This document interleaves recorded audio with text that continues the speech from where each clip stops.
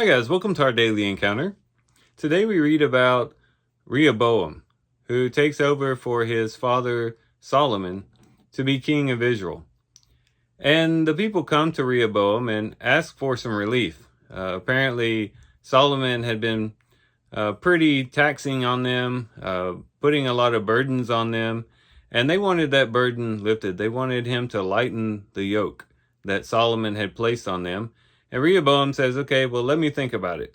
Come back in a few days and I'll give you my answer. And he goes to the elders, and the elders tell him this.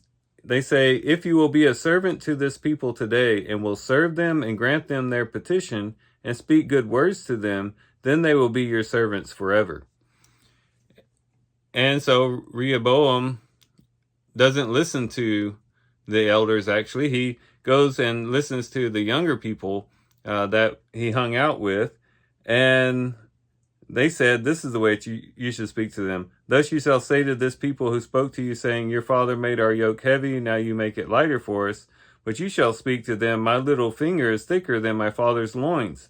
Whereas my father loaded you with a heavy yoke, I will add to your yoke. My father disciplined you with whips, but I will discipline you with scorpions. And so they say, you need to make the yoke heavier, and you need to be even more harsh to them.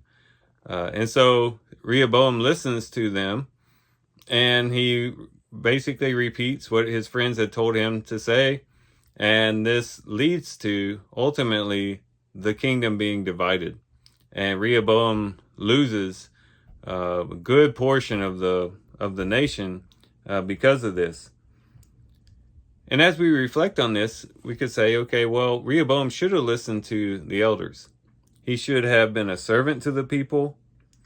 He should have spoken good words to them. He should have lightened their yoke. And had he done that, he would have won the people over. The elders were correct, and he would have been the king that everybody looked up to and admired. But, of course, this was all a part of God's plan because of the prophecy that was made to Solomon. But nonetheless, Rehoboam still is responsible for not following this good advice. Now, as we think about this, and we think about this in connection to Christ, we see that Jesus Christ actually ends up being the king that Rehoboam should have been. In all these things that the elders advised him to do, and even in the things that Rehoboam did that were coming from the bad advice, all point to what Christ did right. They said, if you will be a servant to this people, the elders said. And in Matthew chapter 20, Jesus said, the Son of Man didn't come to be served, but to serve. Jesus came as a servant to the people. Jesus came to serve us. He came to, of course, serve the people by performing miracles. He even washed the disciples' feet. Time and time again, he demonstrated that he was here to help people and to serve people and to help people to come to the Father ultimately. And so he came as a servant. And then also, it says that, or they advised him to speak good words to them.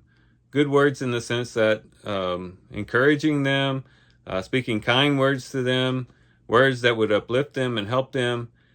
If Rehoboam would have spoke those good words, then he could have won over the people. And Jesus Christ came speaking good words. If anyone who ever lived on earth spoke good words, it was Jesus Christ.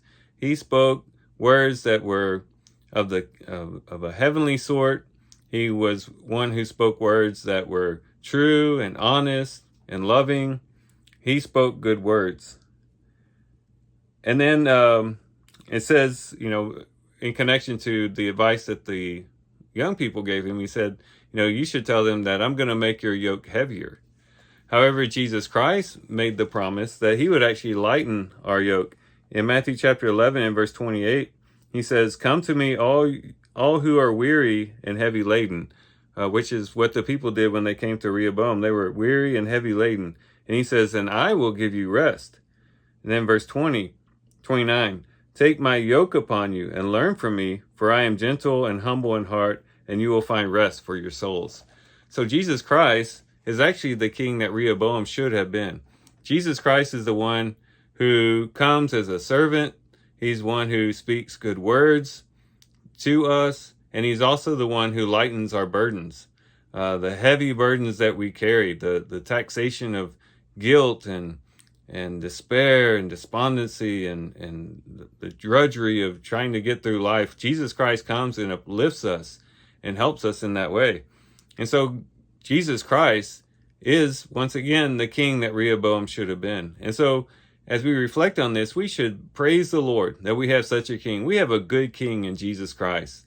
He is a king who's always for us. He's not against us. He's there for our good. He's there to bring rest to us, not to overload us with burdens. He's one who wants to lead us to good things and to bless us. Ephesians chapter 1 and verse 3, he has blessed us. We've been blessed with every spiritual blessing in the heavenly places in Jesus Christ. He is a good king. And so let's follow the king. Let's be committed to be all the more devoted to the king, seeing that he is such a good king. And let's listen to him all the days of our life. And perhaps it would be said of us what the elders said would happen if Rehoboam took the good advice, where they said, then they will be your servants forever. And surely we should be servants forever of Jesus Christ because he has dealt with us in such a good way. So these are some things we can reflect on and think about as we do our reading today. With that, guys, I do thank you for watching the video today. Hope you guys have a great day. Love you guys. God bless.